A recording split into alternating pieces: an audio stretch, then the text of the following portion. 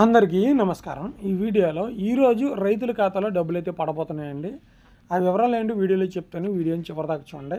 Friends, వీడియోని like చేయండి. చాలామంది అసలు లైక్ చేయట్లేదు. ప్లీజ్ లైక్ చేయండి. మీరు లైక్ చేస్తేనే వీడియో చాలామందికి యూట్యూబ్ చూపించడం జరుగుతుంది. చూడండి, నిన్ననే క్యాబినెట్ మీటింగ్ జరగడం అయితే జరిగింది. అయితే కొన్ని పథకాలకు మాత్రమే ఆమోదం అయితే తెలిపారు. అయితే ఆగస్టు 15 తర్వాత మరలా ఈ యొక్క పథకాల గురించి అయితే మరొకసారి చర్చ అయితే జరుపుతారనమాట. అయితే రైతులందరూ ఎదురు చూస్తుంది ఏంటంటే అన్నదాత సుఖీభావ పథకం కోసం. అంటే రైతులు పెట్టుబడి సాయం కోసం అయితే ఎదురైతే చూస్తున్నారు.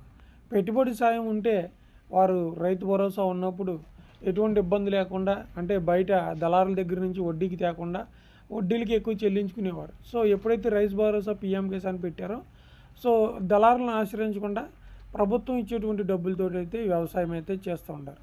అయితే చంద్రబాబు నాయుడు గారు వచ్చి 2 నెలలు అయింది. ఇంకా పథకాల గురించి ఇంకా చేయాల్సి ఉందని చెప్పడం అయితే జరిగింది. అయితే కొన్ని అవకతవకలు ఉన్నాయి. సర్వే రాళ్ళు తొలగించాలని, అలాగే పొలం సర్వే రాళ్ళు కూడా కొన్ని అవకతవకలు ఉన్నాయని ఆయన అయితే తెలియజేయడం అయితే జరిగింది. అలాగే కొత్త పాస్ పుస్తకాలు కూడా ఇస్తామని తెలియజేయడం అయితే జరిగింది. అయితే ఈలోపు ఎవరైతే ఈ యొక్క పంటలను ఏవైతే వడ్లు ధాన్యాన్ని అమ్మి ఉన్నారో వారికి అందరికీ కూడా ఈ డబ్బులు అయితే ఖాతాలో అయితే వేస్తున్నారు. అలాగే పీఎం కిసాన్ కూడా ఈ 18 విడత విడుదల చేసిన డబ్బులు ఏవైతే ఉన్నాయో అవి కూడా విడుదలైతే అవుతున్నాయి. ఈలోపు ప్రభుత్వం కూడా కార్యాచరణ అంతా కూడా చేసి కావాల్సినటువంటి డాక్యుమెంట్స్ రైతుల దగ్గర నుంచి తీసుకుని వారికి కూడా ఆగస్టు 15 తర్వాత డబ్బులు విడుదల చేసే అవకాశం అయితే ఉంది.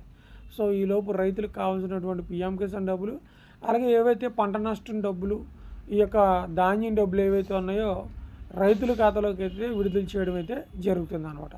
ఇది వీడియో. ఛానల్ సబ్స్క్రైబ్ చేయండి, లైక్ చేయండి. Thank you.